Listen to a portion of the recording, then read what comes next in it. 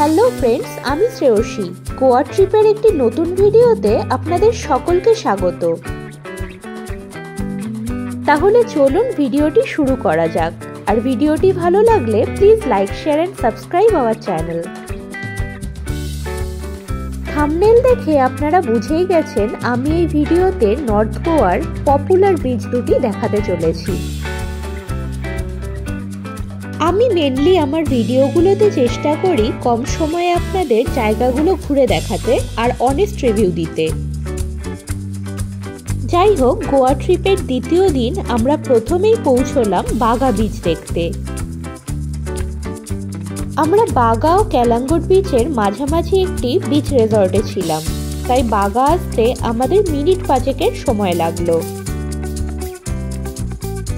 সোনালী বালুতটের এই সমুদ্র সৈকত রিল্যাক্সেশন ও এন্টারটেনমেন্টের একটা পারফেক্ট কম্বিনেশন।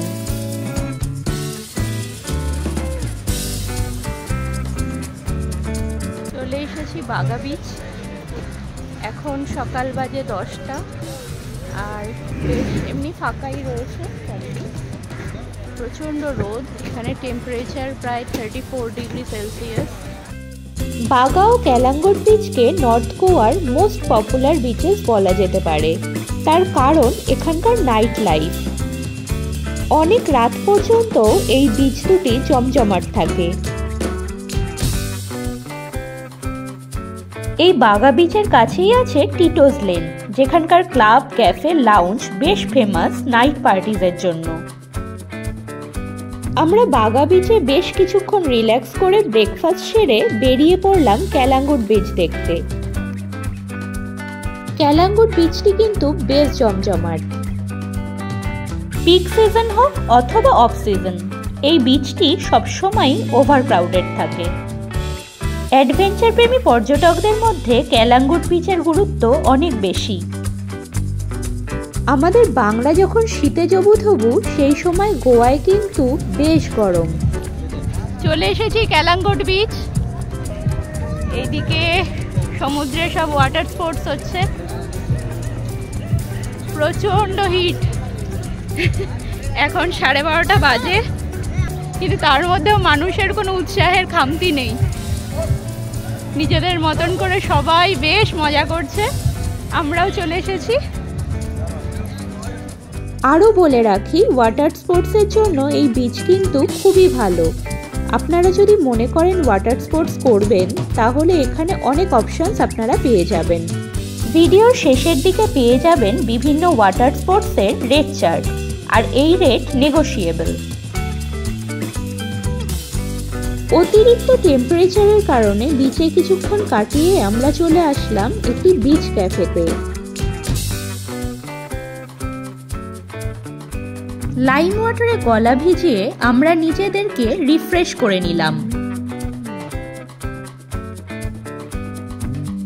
নীল সমুদ্রের জলরাশির আনাগোনা আর মানুষের উৎসাহ দেখতে দেখতে আমাদের একের পর এক খাওয়া দাওয়া চলতে থাকলো।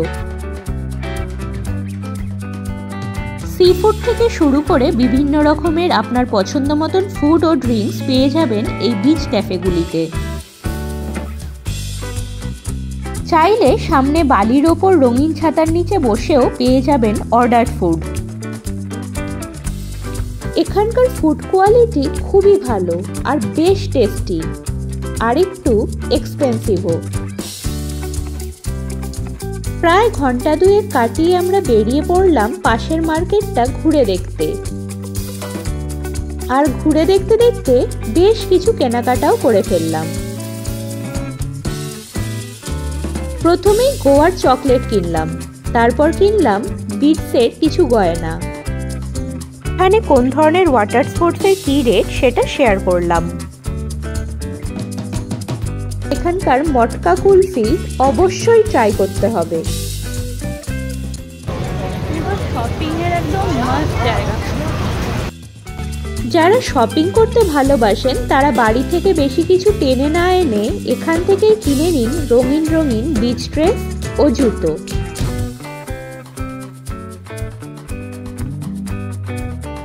রঙিন বিচ ড্রেস থেকে শুরু করে matching slipper, sunglass, stylish jewellery, bags, কি চাই সবই পাওয়া যাবে বেশ কম প্রাইসে।